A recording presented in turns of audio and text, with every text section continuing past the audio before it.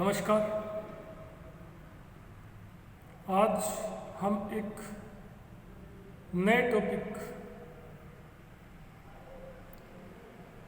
गुप्त वंशीय सम्राट समुद्रगुप्त की उपलब्धियों और उसके द्वारा अपने दिग्विजय अभियानों के दौरान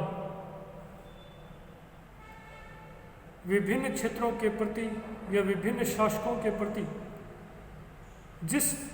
जिन जिन नीतियों का अनुसरण किया गया उसके ऊपर है वो हम चर्चा करेंगे। देखिए, समुद्रगुप्त की उपलब्धियों में जो सर्वप्रमुख उपलब्धि है वो उसके दिग्विजय अभियानों को ही माना जाता है। समुद्रगुप्त गुप्त शासकों में सर्वाधिक शक्तिशाली सम्राट, जिसने मौर्य शासकों के बाद भारत भूमि से विलुप्त हो चुकी राजनीतिक एकता को पुनः स्थापित करने का प्रयास किया, जिसने 335 ईस्वी से लेकर 375 ईस्वी तक शासन किया और भारत की राजनीतिक अखंडता को पुनः स्थापित करने का प्रयास किया। उसकी उपलब्धियों में सर्वप्रमुख उसकी दिग्विजय अभियानों को ही माना जाता है, क्योंकि इन्हीं दिग्विजय अभियानों के द्वारा उसने संपूर्ण भारत को पुनः राजनीतिक एक सूत्र में बांधने का सफल प्रयास किया। इस दौरान उसके द्वारा अपने विजित क्षेत्रों के प्रति या शासकों के प्रति जिस नीति का या जिन नीतियों का अनुसरण किया गया उन नीतियों के ऊपर भी हम इस दौरान चर्चा करेंगे। देखिए, गुप्त शासकों में समुद्रगुप्त जो है वो सर्वाधिक शक्तिशाली शासक माना जाता है। समुद्रगुप्त है वो चंद्रगुप्त प्रथम का पुत्र था। चंद्रगुप्त प्रथम, जिसे गुप्त वंश का प्रथम स्वतंत्र शासक माना जाता है, जिसने 319-20 ईस्वी से, क्योंकि ये तिथि जैन और बौद्ध ग्रंथों में अलग अलग मिलती है, से 335 ईस्वी तक शासन किया था और अपने जीवन काल में ही अपने पुत्र समुद्रगुप्त को अपना उत्तराधिकारी घोषित कर दिया। समुद्रगुप्त, जिसे गुप्त वंश का सर्वाधिक शक्तिशाली शासक माना जाता है, जिसने संपूर्ण उत्तर और दक्षिण भारत को जीता, इसी कारण विदेशी इतिहासकार विंसेंट ए स्मिथ ने समुद्रगुप्त को भारत का नेपोलियन कहा। इसी समुद्रगुप्त या भारत के नेपोलियन अपने दिग्विजय अभियानों से संपूर्ण भारत को एक राजनीतिक सूत्र में पिरोने का सफल प्रयास किया। मौर्य शासकों के बाद जो राजनीतिक एकता और अखंडता भारत भूमि से विलुप्त हो चुकी थी,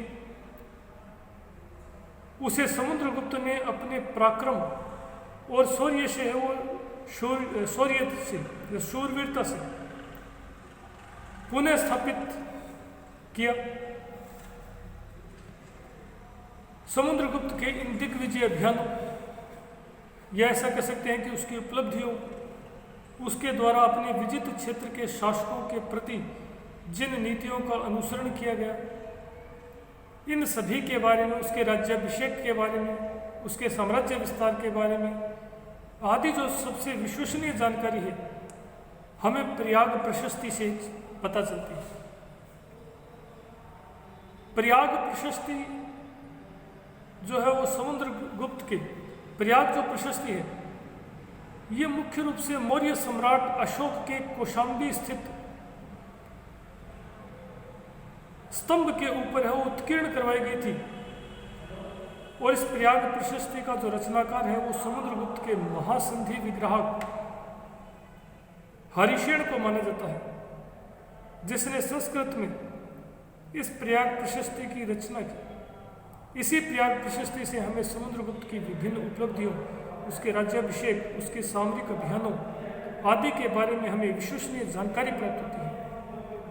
प्रयाग प्रशस्ति से ही हमें पता चलता है कि चंद्रगुप्त प्रथम ने अपने जीवन काल में ही अपने पुत्र समुद्रगुप्त को भरी राजसभा में, दरबार में अपना उत्तराधिकारी घोषित कर दिया था। प्रयाग प्रशस्ति से ही हमें समुद्रगुप्त के राज्याभिषेक, उसके दिग्विजय अभियानों, उसके द्वारा अपने साम्राज्य का विस्तार किए जाने से संबंधित जो महत्वपूर्ण जानकारी है वो प्राप्त होती है। समुद्रगुप्त के द्वारा अपने दिग्विजय अभियानों के दौरान या विजय अभियानों के दौरान विजित क्षेत्रों के प्रति जिन नीतियों का अनुसरण किया गया, उन नीतियों के बारे में जानकारी भी हमें प्रयाग प्रशस्ति से ही प्राप्त होती है।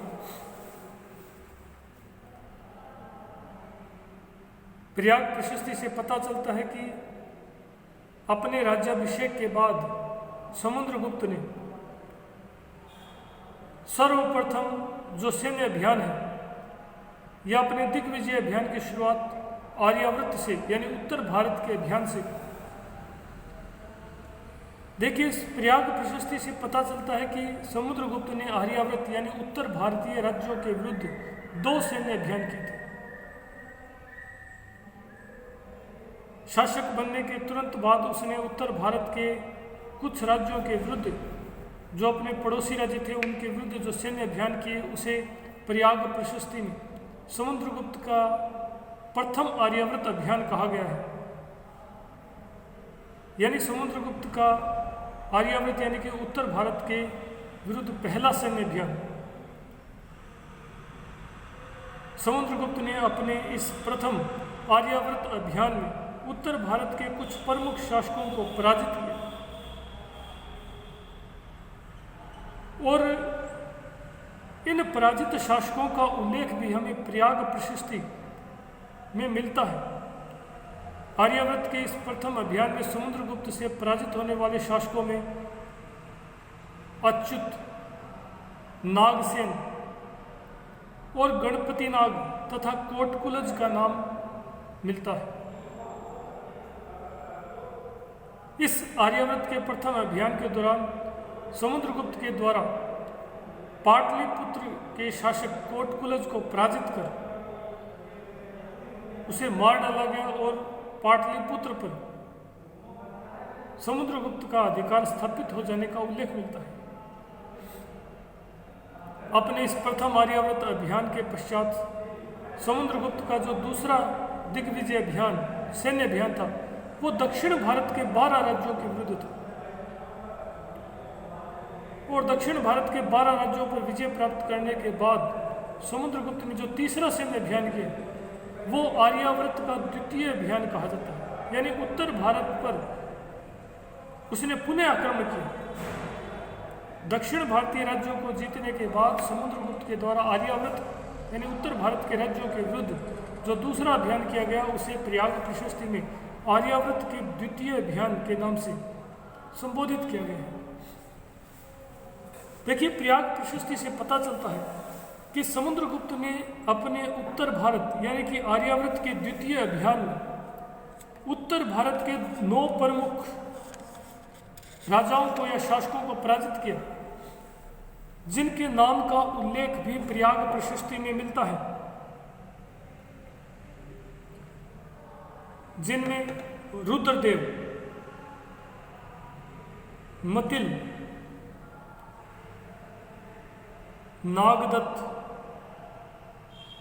नागसेन, गणपति नाग, चंद्रवर्मन, नंदी, बलवर्मन और अच्युत प्रमुख थे। ये 9 शासक थे जिन्हें समुद्रगुप्त ने अपने द्वितीय आर्यावर्त अभियान के दौरान पराजित किया। और अपने द्वितीय आर्यावर्त अभियान के दौरान इन 9 शासकों को पराजित कर इन राज्यों या शासकों के विरुद्ध समुद्रगुप्त के द्वारा जिस नीति का अनुसरण किया गया उस नीति को प्रयाग प्रशस्ति में राज प्रस्बोधरण की नीति कहा गया है। राज प्रस्बोधरण की नीति अर्थात समुद्रगुप्त के द्वारा इन 9 शासकों को पराजित करने के बाद इनके राज्य पर अधिकार कर इन्हें गुप्त साम्राज्य में मिला लेने की नीति या गुप्त साम्राज्य में विलय करने की नीति अपनाई गई। यानी प्रत्यक्ष रूप से इन राज्यों को गुप्त साम्राज्य में मिला लिया गया। समुद्रगुप्त का जो द्वितीय अभियान था वो था दक्षिण भारत के 12 राज्यों के विरुद्ध, जिसे दक्षिणावर्त का अभियान या दक्षिणापथ विजय कहा, दक्षिणावर्त विजय कहा गया है। देखिए, प्रयाग प्रशस्ति से ही हमें पता चलता है कि अपने उत्तर भारत के प्रथम अभियान की सफलता से उत्साहित समुद्रगुप्त ने दक्षिण भारत के राज्यों को भी जीतने का प्रयास किया और उसके लिए उसने अपना जो अपना सैन्य अभियान है वो दक्षिण भारतीय राज्यों के विरुद्ध किया। और इस दक्षिणावर्त अभियान के दौरान समुद्रगुप्त ने वो दक्षिण भारत के 12 शासकों को पराजित किया जिनका उल्लेख प्रयाग प्रशस्ति में मिलता है। प्रयाग प्रशस्ति के अनुसार समुद्रगुप्त ने अपने दक्षिणावर्त अभियान के दौरान कौशल नरेश महेंद्र, महाकांतार के शासक व्याघ्रराज, कोराल के शासक मंटराज, पिष्टपुर के शासक महेंद्रगिरी, कोटूर के शासक स्वामीदत्त और एरंडपल के शासक दमन, कांची के विष्णुगोप, अवमुक्त के नीलराज, वेंगी के हस्तिवर्मन, वेंगी के शासक हस्तिवर्मन, पालक के शासक उग्रसेन, पालक के शासक उग्रसेन, देवराष्ट्र के शासक कुबेर और कौस्थलपुर के शासक धनंजय को पराजित किया। और पराजित करने के बाद समुद्रगुप्त के द्वारा इन शासकों के प्रति जिस नीति का अनुसरण किया गया उसे प्रयाग प्रशस्ति में ग्रहण मोक्ष अनुग्रह की नीति कहा गया। ग्रहण मोक्ष अनुग्रह, देखिए 3 शब्दों से मिलकर बना है, ग्रहण मोक्ष और अनुग्रह। ग्रहण का तात्पर्य होता है कि इन राज्यों के शासकों को पराजित करने के बाद उन पर अधिकार करना, ग्रहण करना। मोक्ष का मतलब मुक्त करना, यानी कि इन राज्यों के शासकों को पराजित करके इनके राज्यों पर अधिकार कर लिया गया। अधिकार करने के बाद पराजित शासकों द्वारा समुद्रगुप्त को अपना राजकोष सौंप देने और अधीनता स्वीकार कर लेने की शर्त पर मुक्त कर दिया गया, यानी मोक्ष यानी मुक्त करना। और राजकोष सौंपने तथा अधीनता स्वीकार करने के शर्त पर उनको मुक्त कर उनका राज्य वापस लौटाकर उन पर अनुग्रह यानी उपकार किया। अनुग्रह का मतलब उपकार करना, यानी ग्रहण का मतलब अधिकार करना, मोक्ष का मतलब मुक्त करना और अनुग्रह का मतलब उपकार करना। पहले राज्य पर अधिकार किया, तत्पश्चात पराजित शासकों द्वारा समुद्रगुप्त को अपना राजकोष सौंपने और उसके अधीनता स्वीकार कर लेने पर उन्हें मुक्त कर दिया गया और मुक्त कर उन्हें उनका राज्य अधीनता स्वीकार करने की शर्त पर वापस लौटा दिया गया जो उन पर अनुग्रह किया। इसीलिए इस नीति को ग्रहण मोक्ष अनुग्रह की नीति कहा गया है। देखिए, समुद्रगुप्त ने दक्षिण भारतीय राज्यों पर प्रत्यक्ष नियंत्रण की नीति का अनुसरण नहीं किया। संभवतः वह जानता था कि दक्षिण भारतीय राज्यों पर भौगोलिक दुर्शुद्धताओं के कारण प्रत्यक्ष रूप से नियंत्रण संभव नहीं है। यही कारण है कि समुद्रगुप्त ने दक्षिण भारतीय राज्यों के विरुद्ध केवल धन प्राप्त करने और अपनी अधीनता स्वीकार करवाने के उद्देश्य से ही आक्रमण किया। दूसरे शब्दों में कहें तो हम कह सकते हैं कि वस्तुतः जो समुद्रगुप्त का जो लक्ष्य था वो दक्षिण भारत में बहुलता से उपलब्ध